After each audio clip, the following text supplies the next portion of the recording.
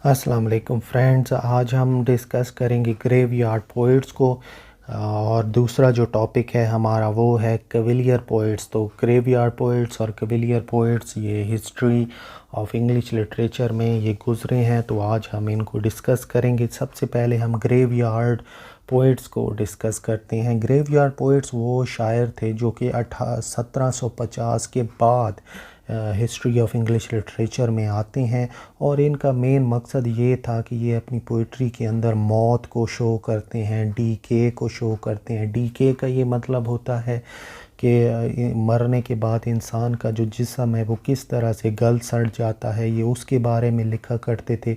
इनका मेन मकसद ये था कि ये मौत के बारे में लिखते, और मौत के बाद इंसान के जिस्म को किस तरह से कीड़े खाएंगे, इंसान का जिस्म जो है वो किस तरह से गल सड़ जाएगा, उसके बारे में ये लिखना पसंद करते थे। तो दो जो मशहूर शायर हैं ग्रेवयार्ड पोइट्स, 3-4 थे, उनमें जो सबसे फेमस हैं वो टॉमस ग्रे हैं, और इनकी जो एलिजी है written in country churchyard, ये बड़ी ही फेमस है। दूसरे जो फेमस पोइट हैं वो टॉमस पार्नेल हैं, और इनकी जो नाइट पीस ऑन डेथ ये पोएम जो है ये काफ़ी इनकी फ़ेमस है। ग्रेवयार्ड पोइट्स को इसलिए भी इम्पोर्टेंस दी जाती है क्योंकि रोमांटिक एज स्टार्ट होने से पहले इनको समझा जाता था कि ये प्रीकर्सर्स थे, ये फोर रनर्स थे, यानी इन्होंने ही बुनियाद रखी थी रोमांटिक पोइट्री की, क्योंकि ये अपनी पोइट्री में अपनी फीलिंग्स को, अपने जज्बात को ज़्यादा इम्पोर्टेंस दिया करते थे।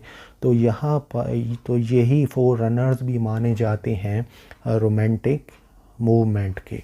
अब हम चलते हैं दूसरे टॉपिक की तरफ। दूसरा टॉपिक है हमारा कविलियर पोइट्स का।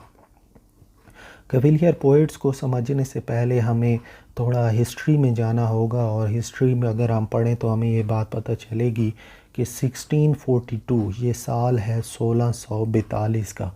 1642 के अंदर एक सिविल वॉर शुरू हुई इंग्लैंड के अंदर, जिसमें दो पार्टीज़ का मुकाबला था। एक तरफ थे किंग चार्ल्स वन और दूसरी तरफ थे पार्लियामेंटेरियंस। इन दोनों के दरमियान ये सिविल वॉर चल रही थी। तो हम हिस्ट्री को ज़रा शॉर्ट करके बयान करें तो इस सिविल वॉर के अंदर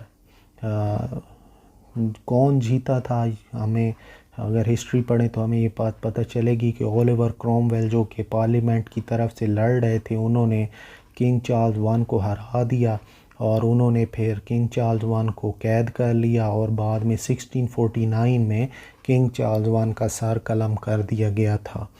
तो कविलियर पोइट्स का इन सिविल वॉर के साथ क्या ताल्लुक़ है? बड़ा ही गहरा ताल्लुक़ है, क्योंकि कविलियर पोइट्स वो थे जिन्होंने किंग चार्ल्स वन का साथ दिया था इस सिविल वॉर के अंदर। तो बस आपने यही चीज़ याद रखनी है कि कविलियर पोइट्स वो थे जिन्होंने 1642 में किंग चार्ल्स वन का साथ दिया था सिविल वॉर के अंदर।